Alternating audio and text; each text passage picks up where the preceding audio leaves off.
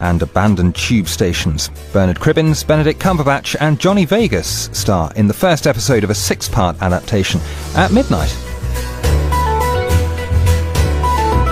Now, a play we'd originally scheduled to celebrate what would have been Alan Rickman's 70th birthday today. Sadly, it now marks his untimely death at the age of 69. The author Patrick Hamilton said of this work, "I've gone all out to write a horror play and make your flesh creep. It's a thriller all the time, and nothing but a thriller." We present Rope, a radio version of Patrick Hamilton's famous thriller set in the late 1920s. It stars Alan Rickman as Rupert Cadell and Adam Barham as Wyndham Brandon, with Andrew Branch as Charles Granillo, Cyril Luckham as Sir Johnston Kentley, and Moya Leslie as Leela Arden. Rope by Patrick Hamilton.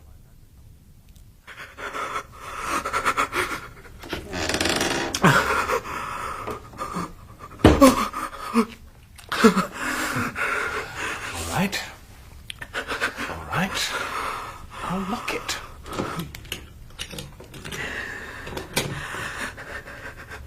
Put the key in my pocket and turn on the light. Put out that light! Put out that light! Right, steady, Grano. Feeling yourself, Grano? Feeling yourself again, Grano? Give me some matches. Matches? Here you are. Coming. Oh. Isn't it about time you pulled yourself together, Grano? Sabo will be here in a quarter of an hour.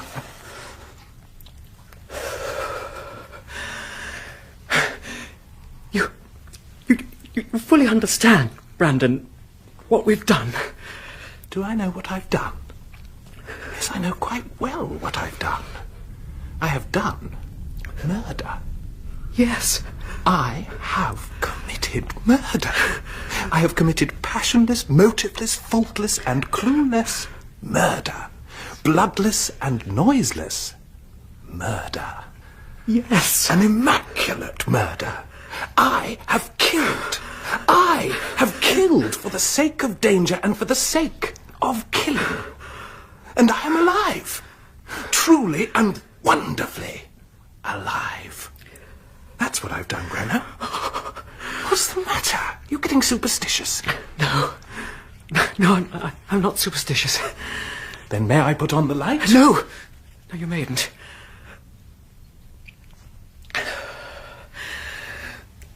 Brandon. Yes? You remember when Ronald came in? What do you mean, when Ronald came in? When Ronald came in here, when he came in from the car, you were standing at the door. Yes? Did you see anyone standing there? Up the street, about 70 yards? No. But there was someone, there was a man. I saw him, I remembered. Well, what of it?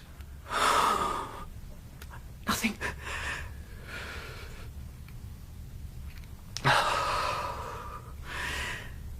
Brandon. Yes? When I met him, coming out of the Coliseum, when I met him and got him into the car, ready to bring him here, why shouldn't someone have seen us then?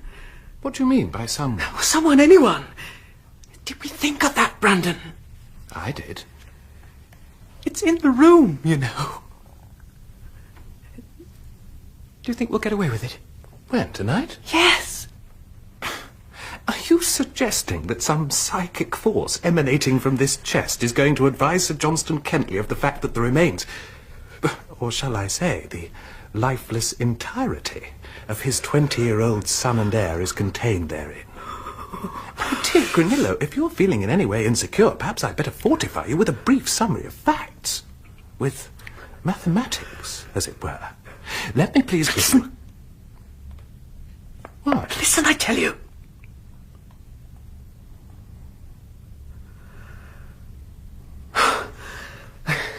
It's all right. I thought it was Sabo. Sabo, in the first place, will not be here until 5 minutes to 9, if then, for Sabo is seldom punctual. Sabo, in the second place, has been deprived by a wily master of his key. He will therefore ring. Let me, I say, give you a cool narration of our transactions. This afternoon, at about 2 o'clock, Young Ronald Kentley, our fellow undergraduate, left his father's house with the object of visiting the Coliseum Music Hall. He did so. After the performance, he was met in the street by your good self and invited to this house. He was then given tea, and at 6:45 precisely, done to death by strangulation and rope. He was subsequently deposited in this chest. Tonight, at 9 o'clock, his father, Sir Johnston Kentley, and 3 well-chosen friends of ours will come round here for regalement. They will talk small talk and depart. After the party This at 11 party, o'clock... it isn't a slip, is it, Brandon? Oh, my dear Granillo, have we not already agreed that the entire beauty and piquancy of the evening will reside in the party itself? Now, at 11 o'clock tonight, I was saying, you and I will leave by car for Oxford. We will carry our fellow undergraduate. Our fellow undergraduate will never be heard of again. Our fellow undergraduate will not be murdered. He will be missing. That is the complete story and the perfection of criminality. The complete story of the perfect crime. I'm quite lucid, am I not? Yes. The party itself, Granillo, you see, so far from being our vulnerable point, is the very apex, as it were, and consummation of our feat. Consider its ingredients. I still don't think we could have chosen better. There will be first, and by all means foremost, Sir Johnston Kentley, the father of the occupant of the chest. It is he, as the father, who gives the entire macabre quality of the evening. Well chosen so far. We then, of course, require his wife, but she, being an invalid, was unobtainable, alas. Hello? Hello? What? What? Put out that light! Put out that light, I tell you! Steady, Grano! Hello, hello! Will you put down that receiver, Grano? You're telling London you're afraid! Come over here and sit down. Yes.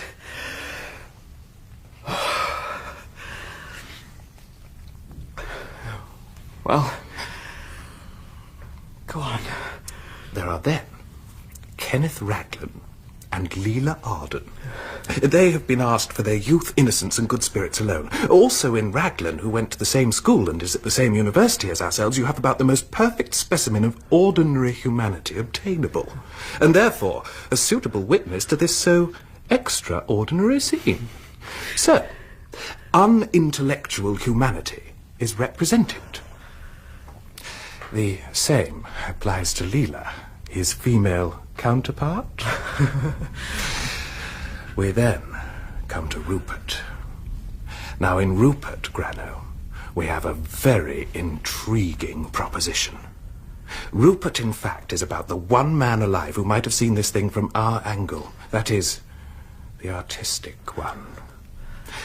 You will recall that we even contemplated at one time inviting him to share our dangers. And we eventually turned the notion down, not necessarily because it would have been too much for him to swallow intellectually, but simply because he would not have had the nerve. Rupert is a damnably brilliant poet, but perhaps a little too fastidious. So, he is in the same blissless ignorance as the rest. Nevertheless, he is intellect's representative and valued at that. Grano? Yes? What's the time?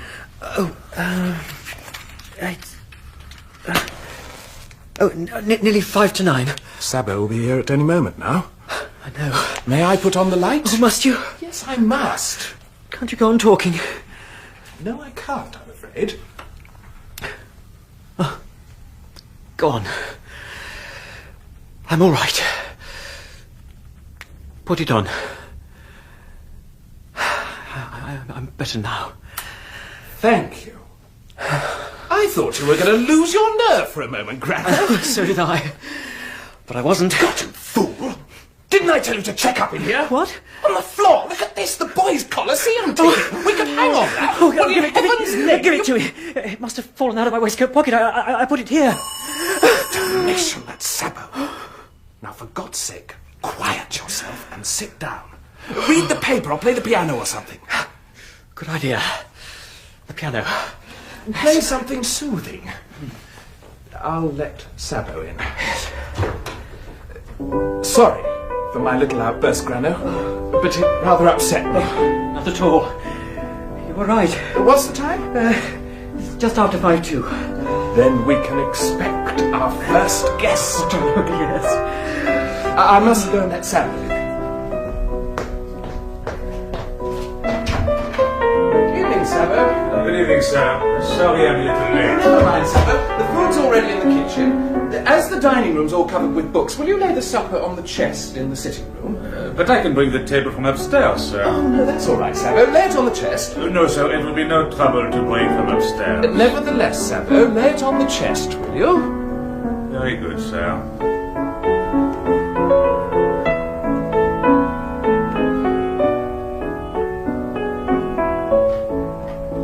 In here? In here. Good evening, sir. Good evening, Sabo. That's it. Plates and things on the sideboard, please. Food on the chest. Yes, sir.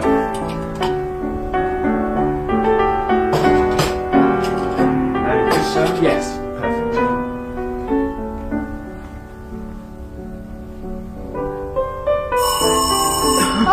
Here we are. He's early, whoever it is. To bring in here, sir? Yes, in here. Very good, sir. Don't stop playing, Grandma. Good evening, sir. Good evening. Yes, please. This way. I'm not late, am I? No, sir. Mr. Hangland, sir. Hello, Raglan, old man. Come right in. You know Granillo, don't you? Rather. Quite a long time since we met, though. Yes, isn't it? Oh. I say, I'm terribly sorry. I've come dressed. My dear fellow, my fault entirely. Come and seat yourself. I should have explained. You see, we're going up to Oxford tonight. Oh, no. Are you? I'm not going up till Friday. Now, what are you going to drink? You can have gin and Italian or gin and Angostura, and I can do you a very nice gin and French. I should like gin and it, I think. Gin and it, right. Yes, we leave tonight about 12 and travel by automobile in the, let us hope, moonlight. And of course, this place is simply covered with books. Covered with books? Yes, in the next room. I've come into a library. Here's your gin and it. Oh, thanks. Come into a library? Yes. Did you ever hear of old Jerry Wickham, Kenneth? An uncle of mine. Oh, yes, rather. Well, you know that he's died just lately. Oh, has he? Yes? Well, it's his library, which is very kindly and unexpectedly bestowed upon me.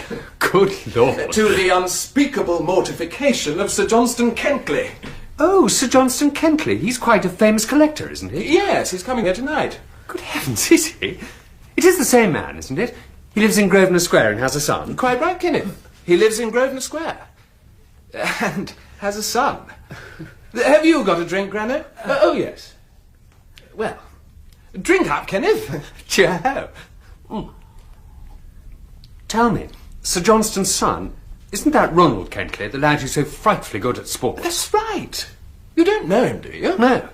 I've never met him, but he wins hurdles and hundreds of yards and things like that, doesn't he? Yes, that's right. As a matter of fact, he's the living image of yourself. Isn't he, Granno? Yes. Yes, he is like me. In what way? Oh, in every way.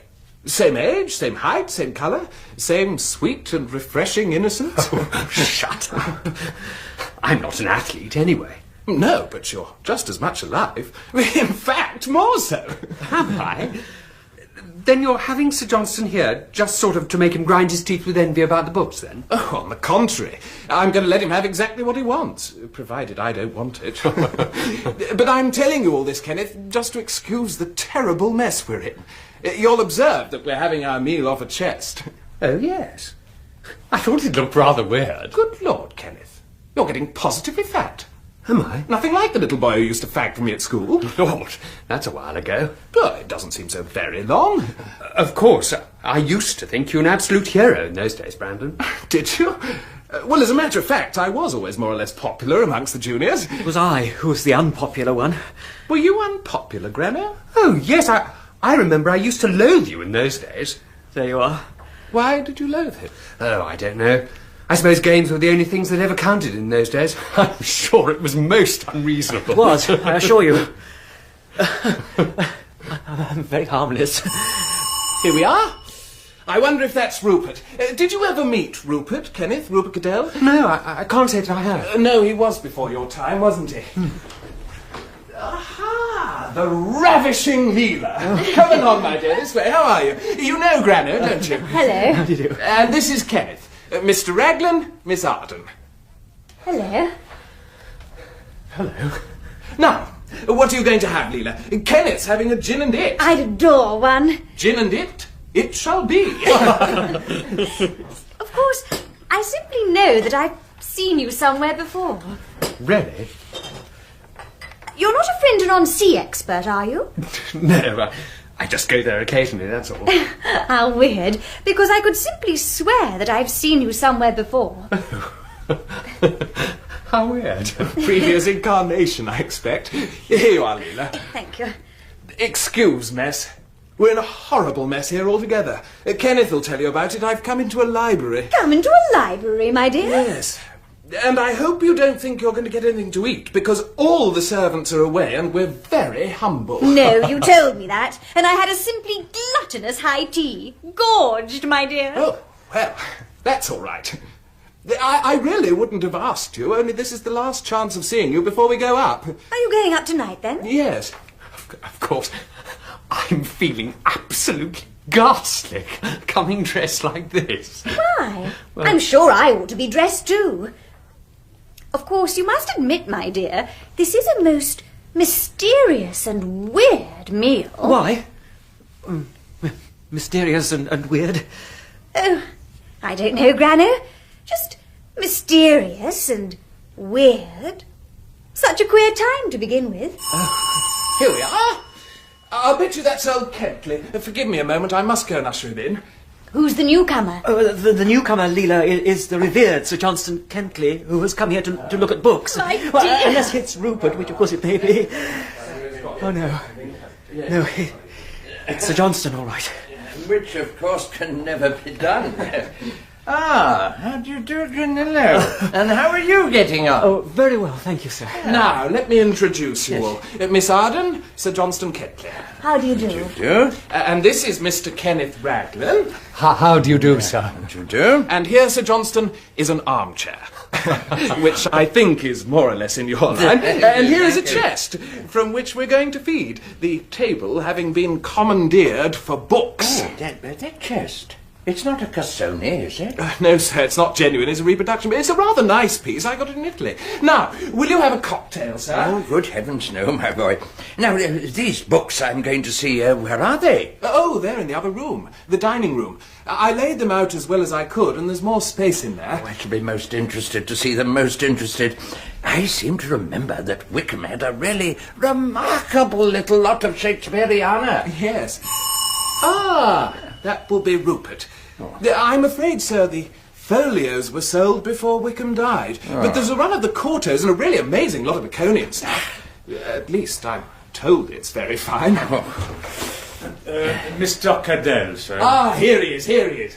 Last as usual. Come along in, Rupert. Mr. Cadell, Miss Leela Arden. How do you do? How do you do? Mr. Cadell, Sir Johnston Kentley. How do you do, sir? How do you do? Mr. Raglan, Mr. Cadell. How do you do? But tell me, I don't quite follow. Have I come dressed, or have others come undressed? I telephoned an inquiry, but could not obtain, any answer.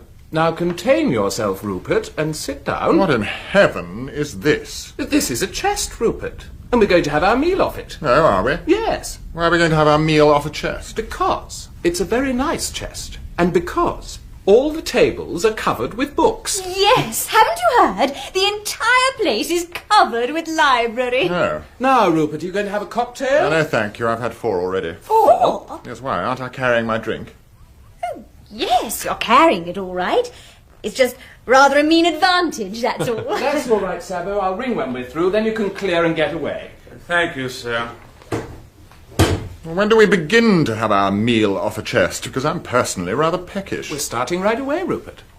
Now look here, you people. There are lots of plates and knives and things on the sideboard, and lots of sandwiches and things on the chest. Pâté, caviar, salmon and cucumber, whatnot. All you've got to do is to rally round and help yourselves.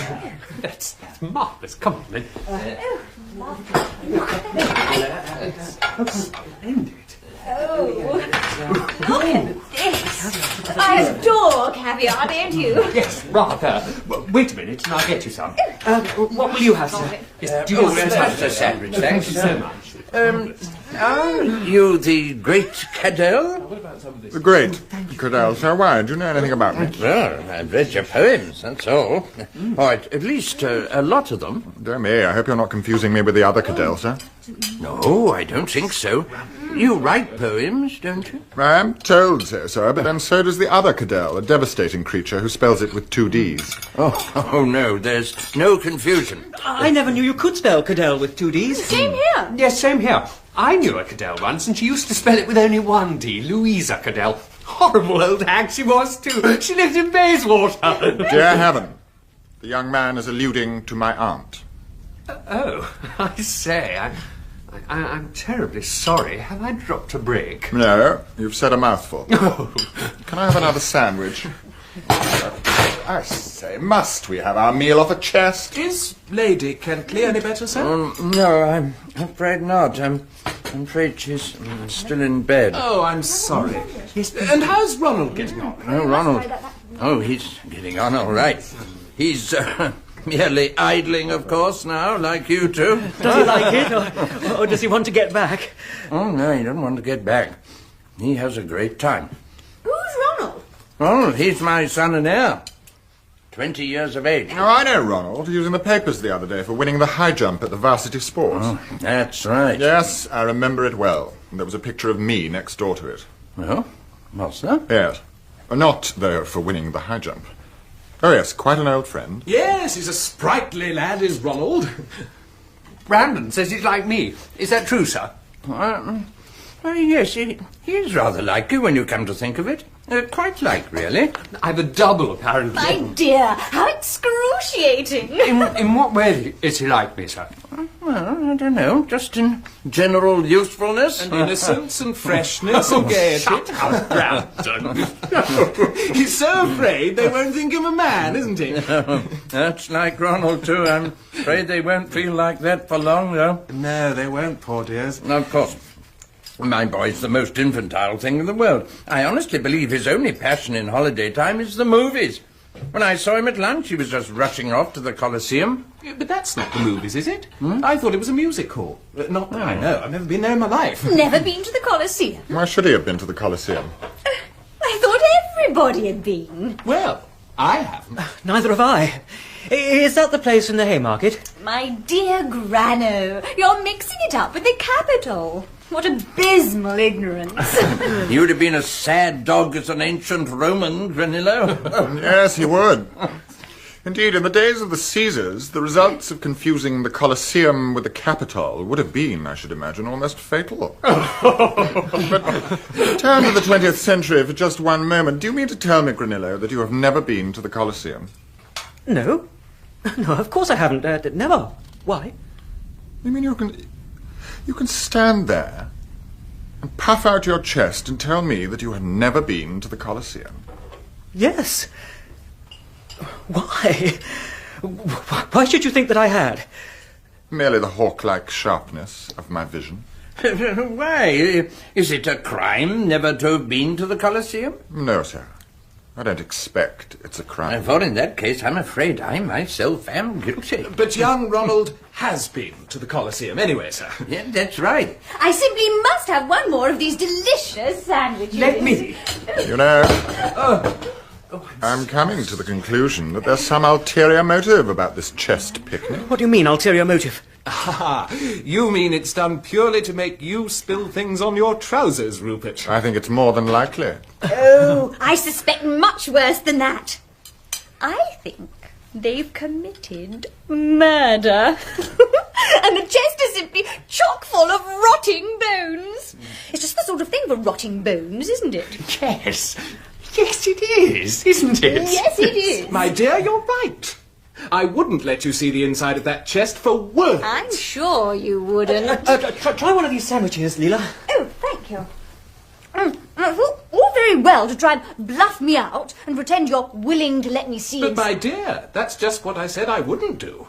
I have my suspicions. Yes, but surely your murderer, having chopped up and concealed his victim in a chest, why, he wouldn't ask all his friends round to come and eat off it. Not unless he was a very stupid and very conceited murderer. Very stupid and very conceited. Which, of course, he might be. In fact, it's exactly what all criminals are. Oh, no, I don't think so. Well, anyway, who says books? Oh, that's a very good idea. I have a gramophone for the very young, if they care to make use of it. But I thought you said the next room was covered with books. Oh, no, there's room to dance. This way, Sir Johnston. Oh, thank you. Come along, the rest of you, when you want to, that is. I've dozens of records in there. You coming, Leela? Oh, rather. You dance, this way.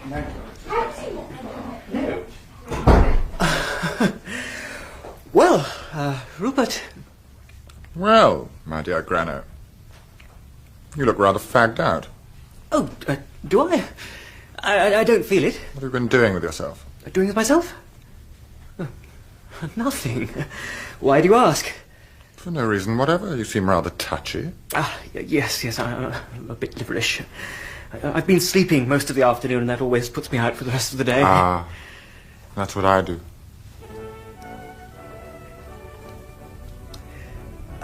You writing anything lately? Yes, a little thing about doves, and a little thing about rain. Both good. Very good, in fact. And then, of course, I'm getting ahead with the big work. Oh, that going well? Yes, very. Indeed, it promises to be not only the best thing I've ever written, but the best thing I have ever read. That tune. It's rather nice, isn't it? Mm. So, you and Brandon leave tonight for Oxford. That's right. What time are you going? We're aiming to start about 10:30. Arriving there about when? Oh, about 3? Or why? Peculiar form of enjoyment, Grano, but then that's like you. Oh, why? Lovely moonlight night. It's not, it's raining already. It's not? Yes, it is, listen. Oh, yes. Yes, it is coming down, isn't it? Excuse me, Grano. Reaching across you, yes. there's a book on the mantelpiece. Got it. Thank you. Oh. Joseph Conrad. Dear me. Dear me.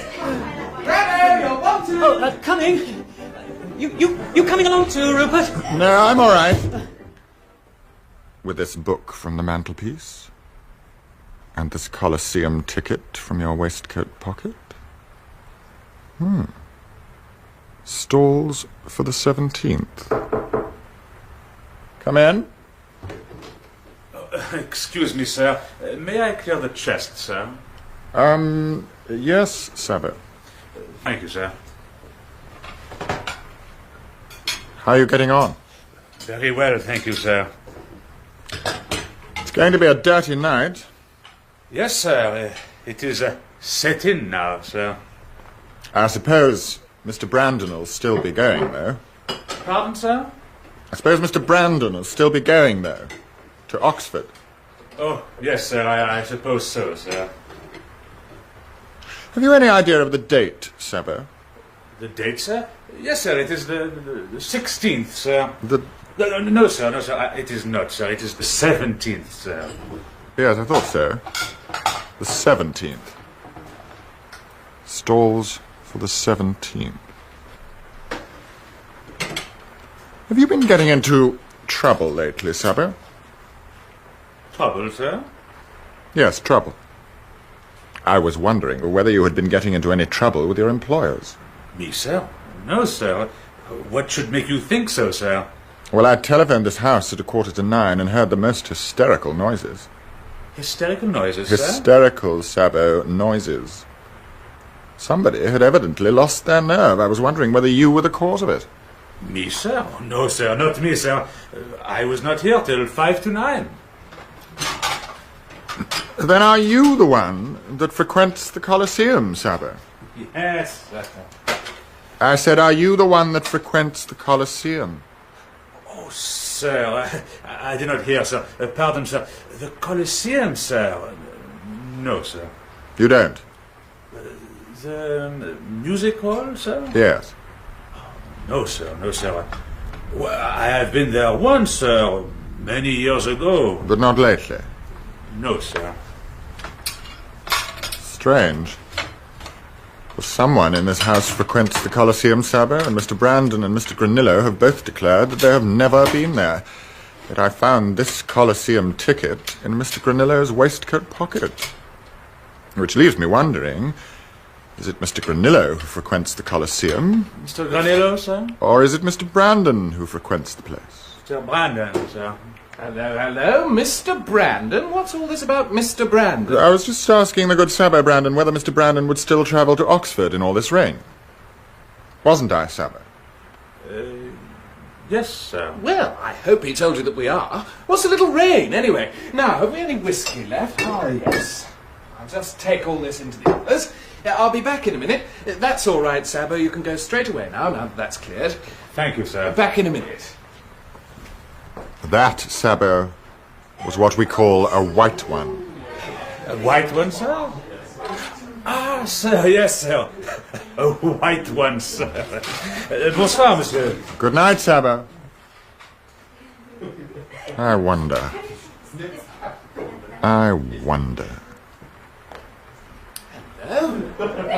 Sabo gone? Yes, Sabo gone. They want more cigarettes now. Where are they? Brandon?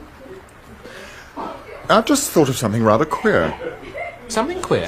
What's that? All this talk about rotting bones in chests. Talk about rotting bones in chests, Rupert? Yes. What about them?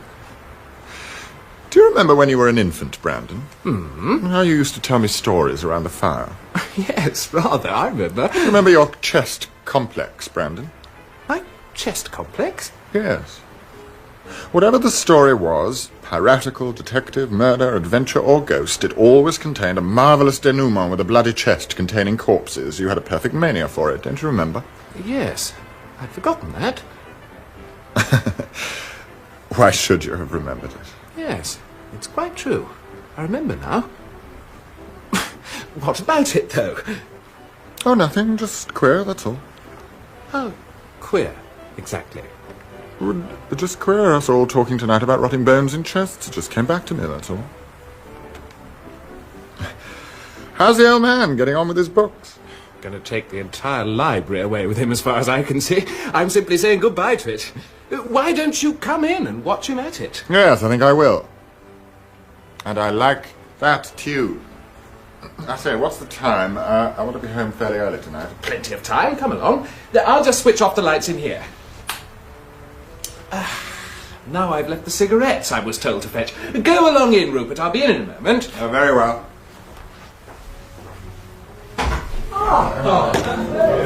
Come and join us.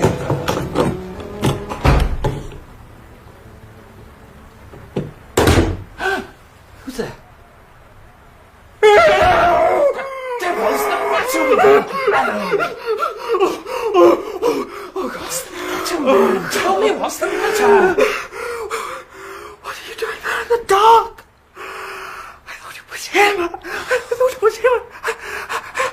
I thought it was Ronald. Here, let me switch on the lights. There. Now drink some of this. Be quick, man.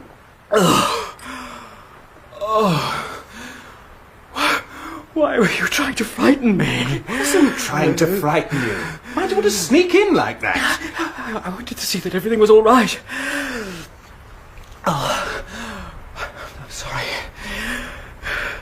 My nerves going. I'll be all right.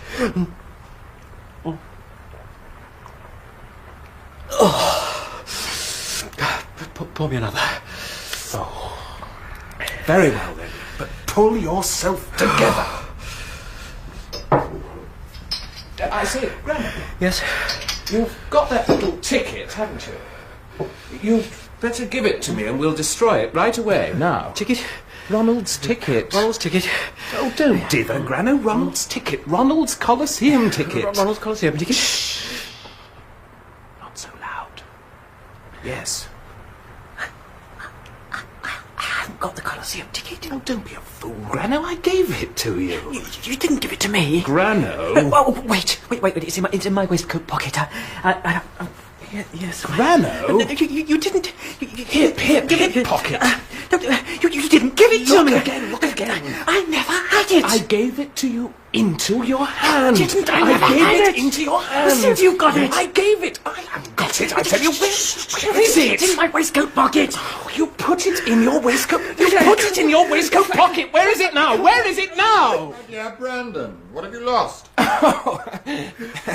My temper, Rupert. Sorry, Grano. It's all right. Oh, I hope I'm not interfering. No, it's my fault. You didn't know that Grano and I behave like that, did you, Rupert? But we often have our little outbursts like this. Always about trifles, eh, Grano? Yes. Oh.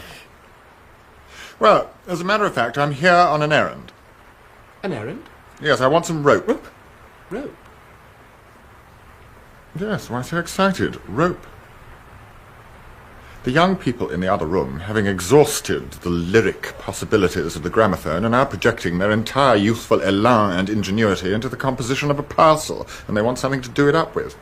A parcel? Yes, the old man's books. Oh, of course. You better see what goes into it. I'm sure he's lifting all your best. Oh, hello. Here we are. I thought it was coming. Damnation. Surely you're not going to Oxford in all this. Oh, yes, I'm going. I'd clear up soon. Besides, got nowhere to sleep here.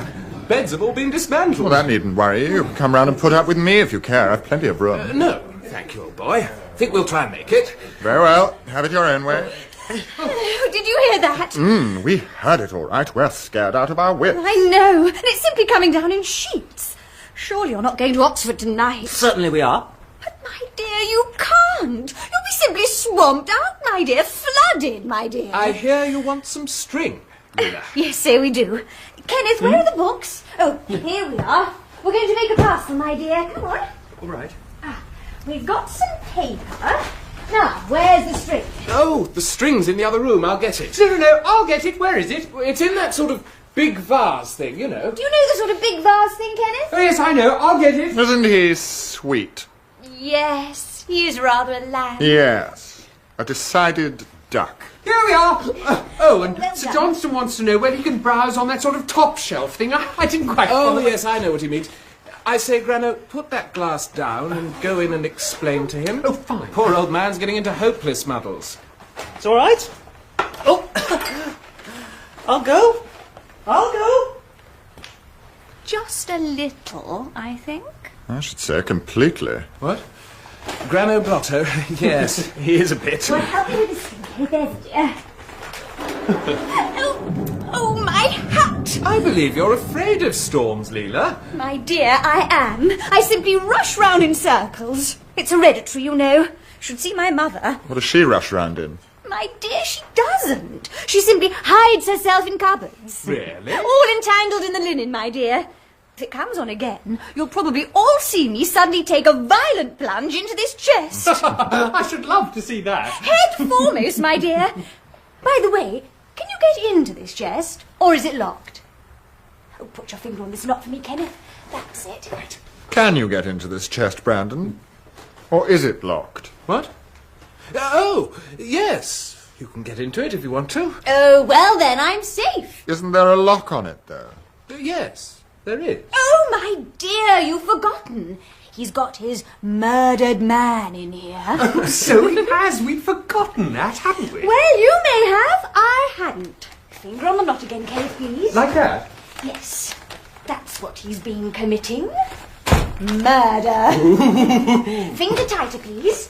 And we've caught him red-handed. Oh, Leela, you don't know how near the mark you are. Oh, don't I? I know exactly what's inside this chest. What? There's an old man. You picked him up selling papers in the street, and you did him to death for the gold fillings in his teeth. You've a lust for gold, my dear. I see you've been following me. It is locked, isn't it? But why a padlock? What have you got in it? But you know, Leela, you have already explained to us what is in it. I honestly think you ought to let us have a look. Have you got the key? Yes, I've got the key. It's in my waistcoat pocket. Well, hand it over and let's have a look inside. I'm hanged if I do. But why not, my dear? If you're really innocent, you can prove it, dear. But how often have I to tell you, Leela, that I am not innocent? My hands are red with a crime committed less than 3 hours ago. Oh, well, if you won't, you won't. All the same, if I had strong men about me, they'd force it from you. I'll be your strong man. Will you, Kenneth? All right, go and be strong. How do I do that? Oh, that's up to you. All right, then. Now then, Mr. Brandon, hand it over, or it'll be the worse for you. Said he, eyeing the other fearlessly. Come and get it, Kenneth. Which pocket is it in? Top. Right.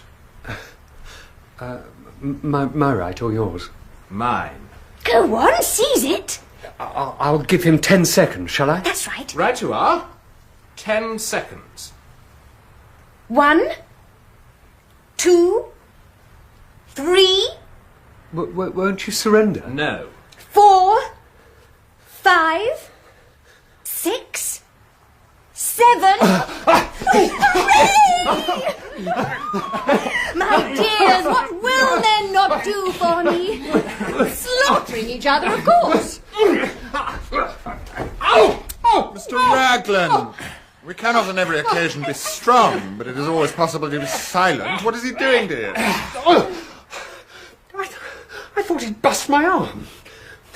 I say, Brandon, you don't know your own strength, you know. You gave it an absolutely foul tug. Kenneth, I'm profoundly sorry. Really? No, that's all right. That's what you used to do to me at school. So I'm not your strong man after all, Leela. Never mind. You come back to the mother heart. I think he's a beast. No, Leela. Only a desperate criminal, that's all. How fearfully interested in crime we all seem to be tonight. Why poor Brandon can't be allowed to commit his own murders in quiet, I don't know. Ah, it's a simple question of bringing assassins to justice. How would you do that? Why? By having them arrested, of course. Would that do it? I've heard of assassins being brought to the Old Bailey, but I've seldom heard of them being brought to justice. I hope you're not confusing the two. I say, are you one of those people who don't approve of capital punishment? I think possibly I approve of murder too much to approve of capital punishment. Approve of murder? My dear Leela, there are so many people that I would so willingly murder, particularly the members of my own family, and including the aunt so felicitously described by Mr. Raglan as living in Bayswater, that it would be positively disingenuous to say that I don't approve of murder. Furthermore, I have already committed murder myself. How do you get that? It's all simply a question of scale. You, my friends, have paradoxically a horror of murder on a small scale, a veneration for it on a large. That is the difference between what we call murder and war. One gentleman murders another in a back alleyway in London for, let us say, since you have suggested it, the gold fillings in his teeth, and all society shrieks out for revenge upon the miscreant. And they call that murder. But when the entire youth and manhood of a whole nation rises up to slaughter the entire youth and manhood of another, not even for the gold fillings in each other's teeth, then society condones and applauds the outrage and calls it war. How then can I say that I disapprove of murder, seeing that I have, in the last great war, acted on these assumptions myself? A lamentable thing, certainly, and responsible for the fact that tonight, instead of being able to fool around the gramophone with you two, a thing I should very much like to have done, I have to hobble about like an old man. But the point is that I have proved that I don't disapprove of murder. Hadn't I? No, you've done nothing of the sort. You'd be the first to be horrified by murder if it happened under your own nose. I wonder. Besides, you must have some moral standards. Must I? I can't recall any. Don't be absurd. You wouldn't hurt a fly. Wouldn't I? I've hurt thousands in my time. What are your own moral standards, then, Leela? Mine? Oh, Leela believes in the Ten Commandments, doesn't she? Oh, no, surely not. Why? What's wrong with the Ten Commandments? Nothing whatever. Indeed, I have no doubt that they were of the profoundest significance to the nomadic needs of the tribe to whom they were delivered. Their inadequacy and irrelevance for today, though, must be sufficient to condemn them. I've often attempted to discover whether it is within the range of any of us to observe even one of them. Honour thy father and mother? Of course I do. How could I do otherwise? Indeed, on the occasion of my birthday, I have never failed to send them a telegram of congratulation. Though whether this will make my days any longer in the land which has been given us must remain in doubt. But look at the others. Keep holy the Sabbath day. I don't. Take not the name of the Lord in vain. I do. Thou shalt do no murder. But I have done murder, as I've explained. And the seventh, Rupert? Committed. Since infancy. Thou shalt not steal. But property itself, as Proudhon has explained to us, is theft, and I am a man of property. Moreover, these are your matches. Where did you... Indeed, the only clause I am sincerely capable of adhering to is the little stricture concerning my neighbour's ox and my neighbour's ass. Few and far between as are my neighbours who own oxes, and fewer and farther between as are my neighbours who own asses, I honestly think I could face either type in an emergency with a pure heart. But then it might be different if I lived in a rural district. Well, anyway, I still say that you'd never commit a murder. Your conscience wouldn't let you. Ah. But have I a conscience? He's quite right. And for one who hasn't a conscience, I can understand murder being an entirely engrossing adventure. You mean a motiveless murder? Yes. Yes, that really does happen sometimes, doesn't it? You do get people who murder purely sort of for the fun of the thing, Nedge. What a peculiar idea of fun. No, but I've heard of cases like that. Certainly you have, and I for one can certainly enter into the excitement of it. The only trouble about that sort of thing is that you're bound to be found out. Why should you be found out? Because, my dear Brandon, that sort of murder would not be a motiveless murder at all. It would have quite a clear motive. Vanity. It would be a murder of vanity. And because of that, the criminal would be quite unable to keep from talking about it or showing it off in some fantastic way or another. The trouble with that sort of murderer is that he can't keep quiet about it. He won't hide it up. He wants to boast about it and say something, do something, and maybe something only just slightly outre, which gives him away. They have always done it, and they always will. But then, suppose your murderer. You're really ideal, brilliantly clever and competent murderer. A genius at it, I mean. Suppose he was alive to the fact that vanity was the Achilles heel to the thing, and went specially out of his way to see that he wouldn't get caught like that.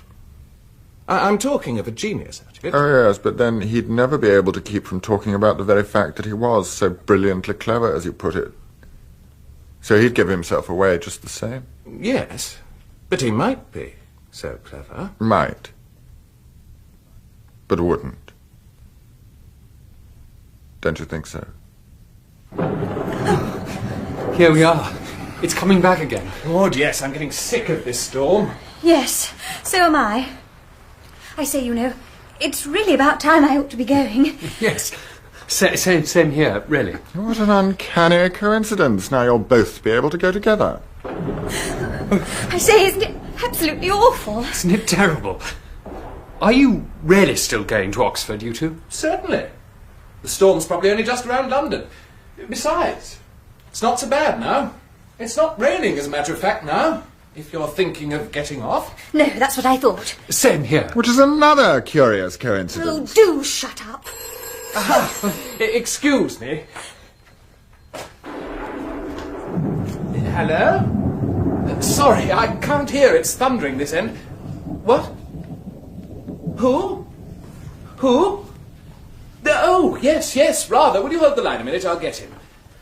Right you are. Just hold on. It's for Sir Johnston. Sir Johnston, you're wanted on the telephone, sir. Telephone for me? Yes, sir, they're holding on. It's in this room. Oh, thank you. Here we are. Excuse me, please. Hello, yes? Oh, yes. That you, dear? Yes. Yes. No, he's not here. Yes, that's right. That's quite right, dear. Oh, no, he'll be back soon, I expect. He's probably held up in the what? Yes, dear. Well, I'll be back there soon now. I'll be coming pretty well straight away. Yes, dear, yes. Right you are. Goodbye.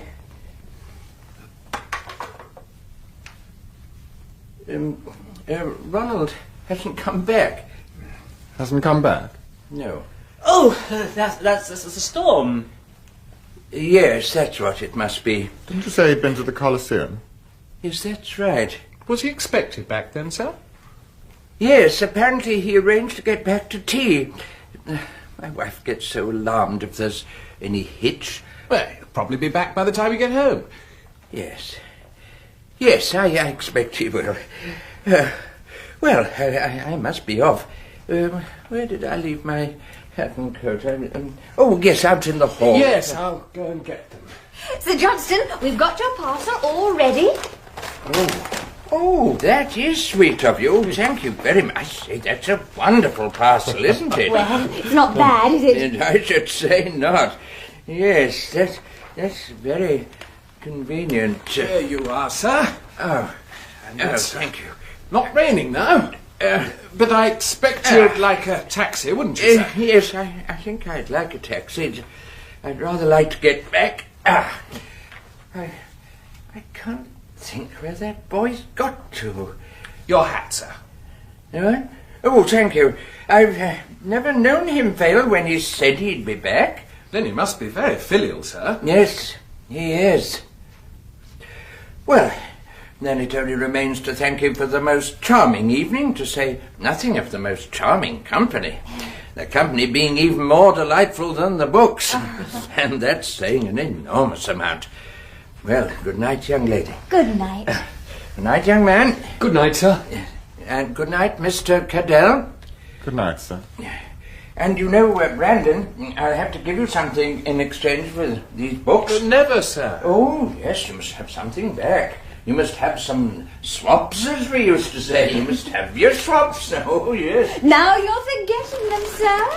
What? Oh, thank you. Oh, this won't do, will it? Just like me. I'm getting on, you know. Nonsense, sir. Yeah, I'm getting old. That's my trouble. Well, good night, Brandon. Good night, Granillo. Good night, Sir Johnston. Here we are. Well, Yes, I'm I'm going too.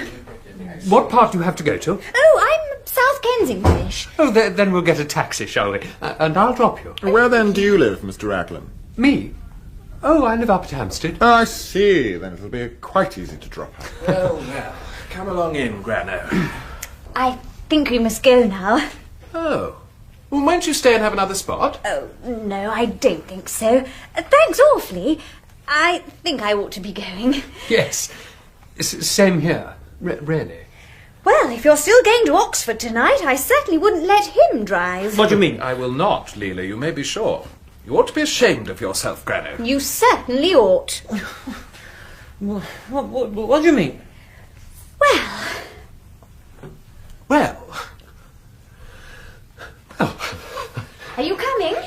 Yes, rather. I'm going too. Good night, Granillo. Good night, Rupert. Everyone got everything? Yes. And do be careful. You're locked. See you in the next act.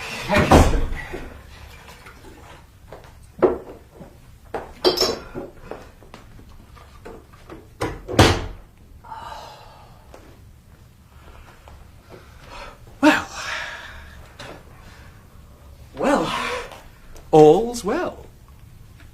God, I thought he'd got onto it. Oh, Rupert? Yes. Yes, so did I for a few moments. But that's what gave a piquancy to the evening. He hadn't. You're sure he hadn't? Quite sure. I sometimes rather wish he had. God.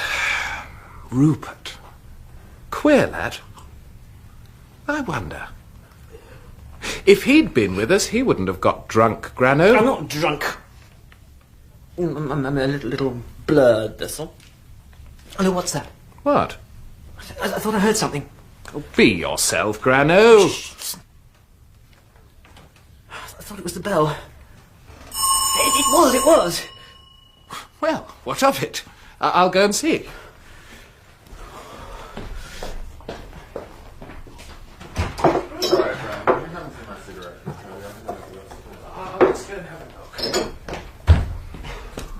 It's Rupert. He's left his cigarette case behind, apparently. Have you seen it? No. Well, it must be here somewhere. Did you find it? Oh. Hello. I thought you might give me another spot. You're welcome, Rupert. Have a seat. Thank you. Cigarette? I beg your pardon. I had my case in my pocket all the time. Oh, you ass. Just a splash, Rupert. Yes, a generous one.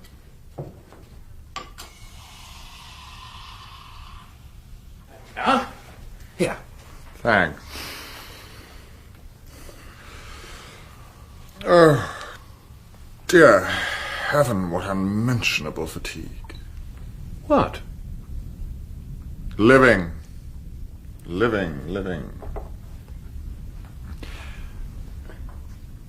I wonder if drink is a way out. Grano seems to agree with that. Yes, but he's not going to get any more. You're in a horrible state tonight, Granillo. You're positively silent drunk. Oh, I'm all right. I say, must we have all this light? What's wrong with the light? Nothing is wrong with the light, Granillo, only I'm a creature of half-lights, and seeing that you have a pleasantly shaded little table lamp, can't we make use of it? Yes, I quite agree. But I hope you're not going to settle down too heavily and make yourself too much at home, because we've got to be off before long. Oh, that's better. Much better. I'm sad tonight, you know. What's the time? 5 and 20 to 11. 5 and 20 to 11. Expect you're wanting to get rid of me, aren't you? Not at all, Rupert. I hope not. I'm full of melancholy and don't want to go home. You must bear with me. It's been such a strange evening. A strange evening? Why? Why strange? I can't tell you. That's my trouble. I suppose it's the thunder.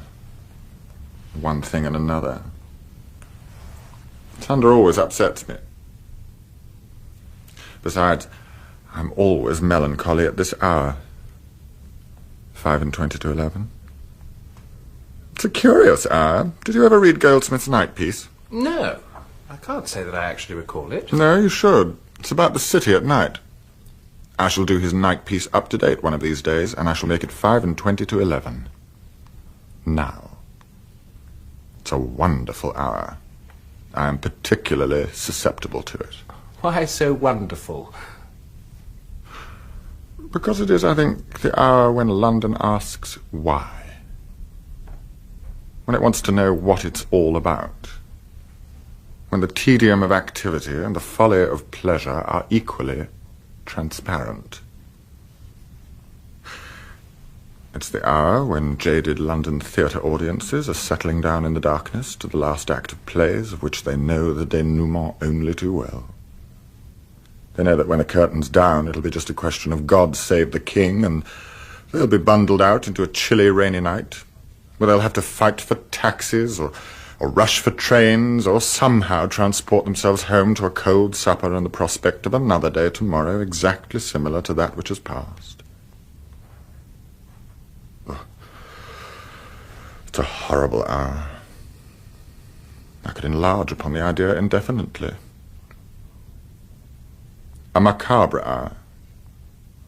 For it is not only the hour of pleasure ended, it is the hour when pleasure itself has been found wanting. There. That is what this hour means to me, and it has, moreover, been thundery. 25 to 11. In brief, my dear Rupert, at this hour of the night, you see no earthly object in living. I fear not. Do you? I? Yes, of course I do. But then I'm interested in things. Why don't you get interested in things? Why don't you take up exploring, or cricket, or making love, or golf, or finance, or lecturing, or something? Or, as you suggested this evening, murder. Or, as you say, murder. Now, Rupert, we don't want to turn you out. Oh, surely you're not going to do that. Surely you're not going to spoil my mood. No, we're not going to spoil any of your moods, but we've got to get going at some time. And we've got a bit of packing to do in one thing and another. No, you really mustn't spoil my mood. I shall write something tonight if I go on like this. My dear Rupert, a poetic frame of mind will hardly be induced by the spectacle of Granillo and me filling suitcases. Oh, I certainly think it would. I'll tell you what. I'll stay and see you off. I'm having another drink. That's enough of that, Granillo. Mind your own business. Come along, Granillo. Mind your own business! Well, it's not my business. Stay and see us off, Rupert. Doesn't look as though we'll get off with Granillo in this state. I'm perfectly sober. Why does he want to stay and see us off? That's what I want to know. Why does he want to stay and see us off? My dear Granillo, Rupert has no earthly reason in wanting to stay and see us off, and I don't know what you're talking about. There's no doing anything with you. I'm getting sick of this. Come along, Rupert. You better go and leave him with me. Well, I've got to go then. What do you mean, Rupert? Got to go? Well, I thought for a moment that perhaps you wanted me to go as well. Nothing of the sort. I was getting fed up with all this silly chatter and wanted to be alone with Granillo, that's all. I don't want you to go. You don't? No. All right, then I'll stay. I said so. I said so. Granillo? You're in a queer mood tonight too, Rupert. No, not a queer mood. An inspired mood, rather. One has inspirations, you know, extraordinary inspirations, and I have one tonight. Oh? What's that? I'll tell you that, perhaps. You haven't such a thing as a pin, Granillo, have you? A what? A pin. Yes. Yes. What do you want it for? I want it for my buttonhole. Here you are. Rupert, what are you pinning in your buttonhole? A theatre ticket. He's got it. He's got it. Hold your tongue, Granillo. Oh, yes, he's got it. All right. Hold your tongue. He's got Hold your it. tongue. Hold your He's got it. Rupert. Yes? Rupert, this is nothing to do with you. Granillo and I have a certain trouble between us which concerns no one else. Will you kindly oblige us by going at once and leaving us to it? Won't you tell me your trouble, Brandon? I might be able to help. No, I will not tell you our trouble. Please, go. It's nothing to do with you. No, Brandon, it may not be anything to do with me. But it may possibly be something to do with the public in general, and I'm its only representative in this room. Won't you tell me? Are you going, or are you not? No, Brandon, I'm not going. You see, I'm rather awkwardly situated. You're something more than that, my friend. Oh?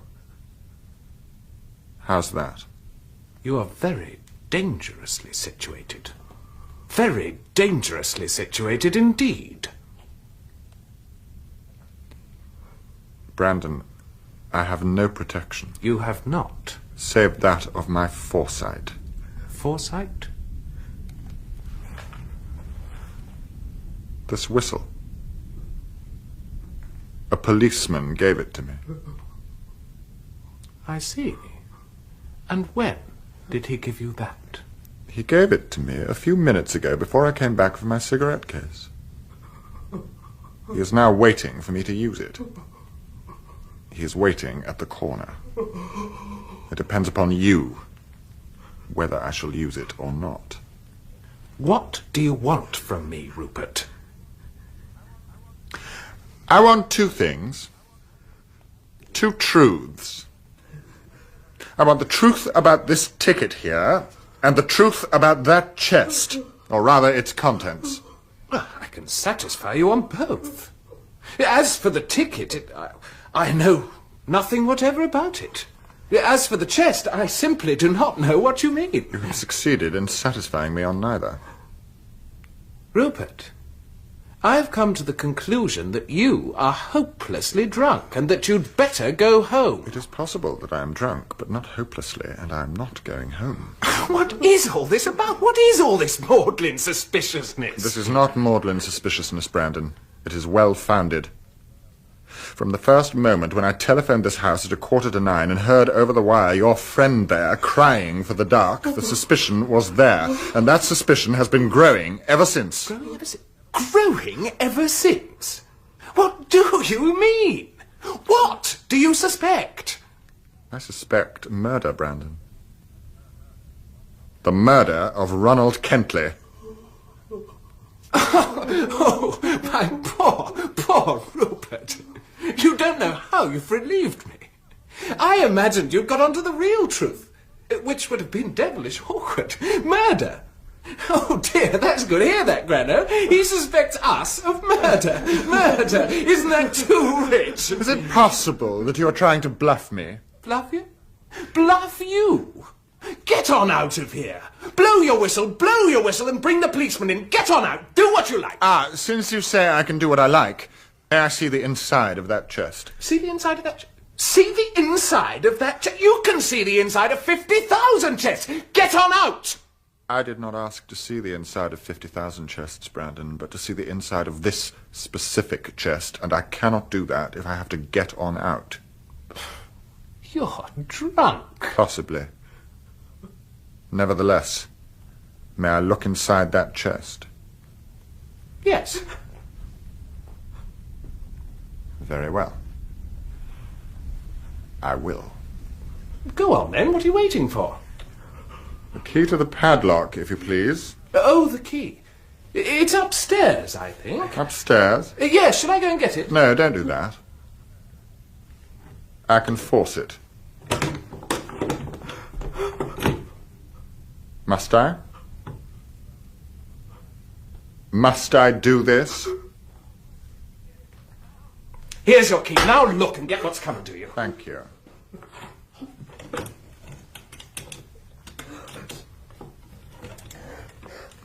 You'll be sorry if you look in there, Cadell. You'll be sorry. I'll take the risk.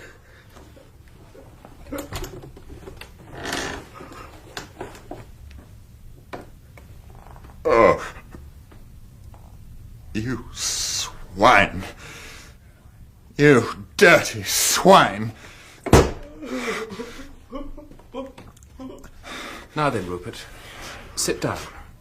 I want to talk to you. Poor Ronald Kentley, what had he done to you? Sit down, Rupert. I want to talk to you. Sit down, Brandon, what do you mean? Sit down. For God's sake, sit down and listen. I want to explain. Explain? Oh, sit down.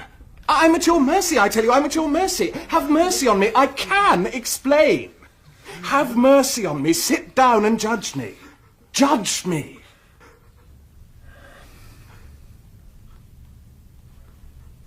Well? Rupert, you're an enlightened man, aren't you? I profess to be, yes. And it is in your power to have me hanged. So it seems. And Granillo, too. And Granillo, too. Rupert. Yes? You remember our talk tonight about the Old Bailey and justice? Yes, well? And the difference between the two? You made the point. Yes. Yes. Well, remember that. you wouldn't be giving us up to justice. And now I want to ask you about something else you said. You do not rate life as a very precious thing, do you? No. Now listen, Rupert, listen.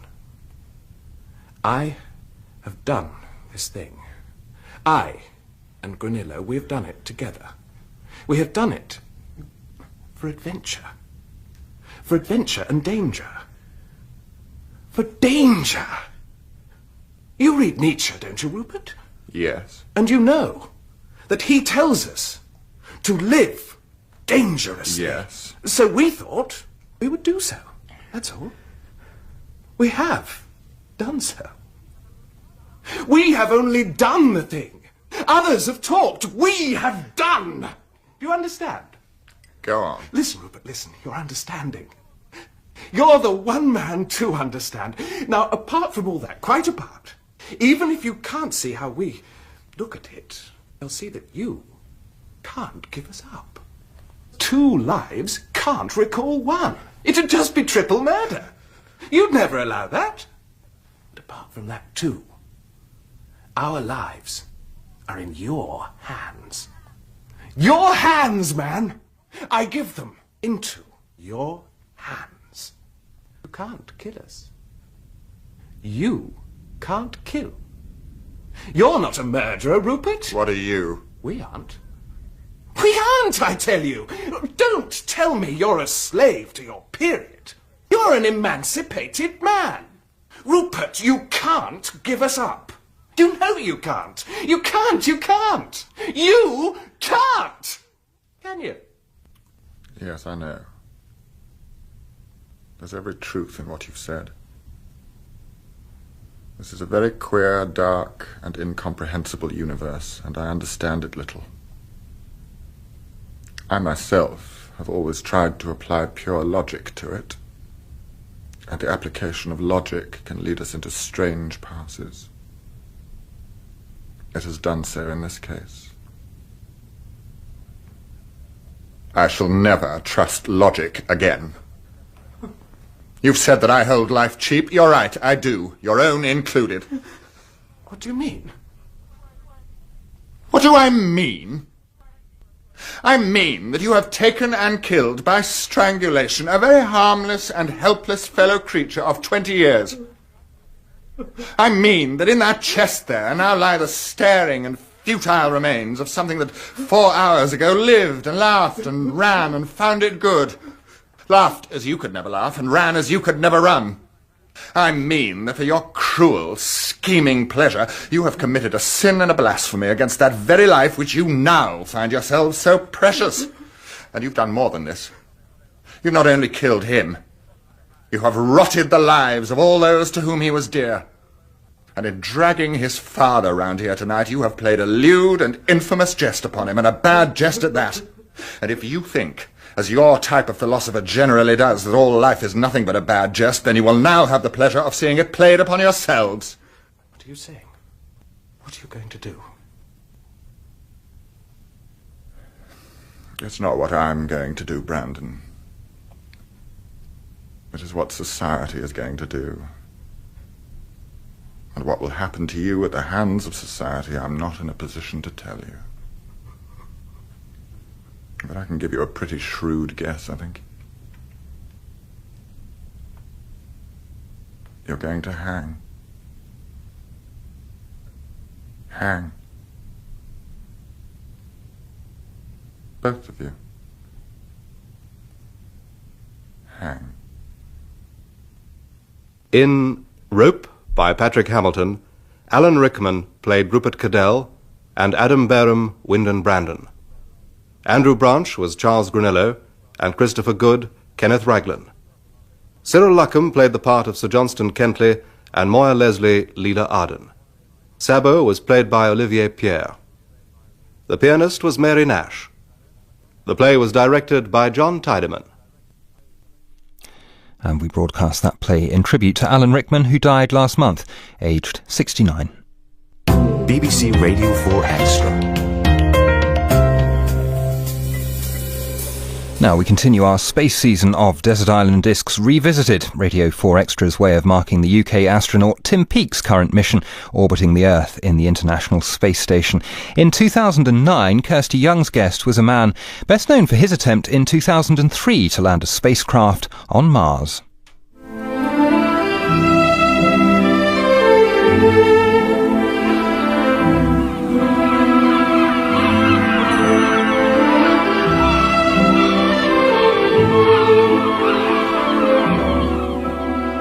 My castaway this week is Professor Colin Pillinger, a world-class planetary scientist.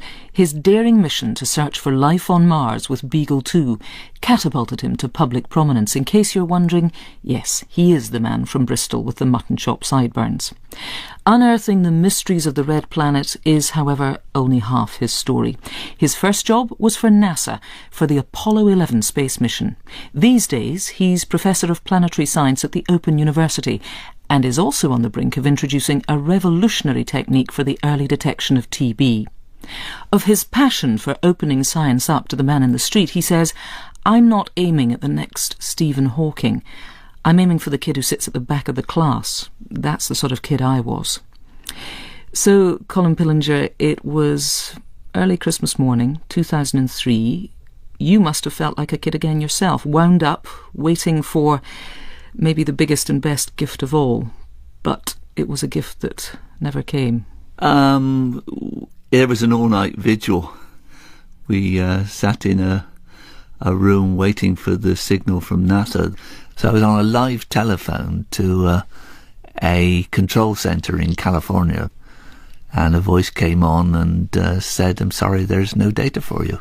And this was no data from Beagle 2 that was supposed to be sending out the signal to say, "I'm here, I've landed." "Sorry, we have no data for you," which was supposed to be the data that was said, we've got here and everything's okay. A heart-sinking moment. But I still had to... I had to encourage all the people in the room who were just as wound up as me, because so many people had put so much effort into this. I had to be the one that sort of said, "Don't worry, guys, it's not the end of the world." Let me remind people, of course, at the time it was all over the news, and it really captured the imagination of a public that often finds it difficult to engage in science and experiments. You had launched Beagle 2 to take samples from Mars, and then... Work on Mars. It was a robot. It was programmed, but it would send us back the data from the experiments it had done, and in reverse we would look at the results and say, right, now do this, now do that. So we would continuously interrogate it and also feed it new instructions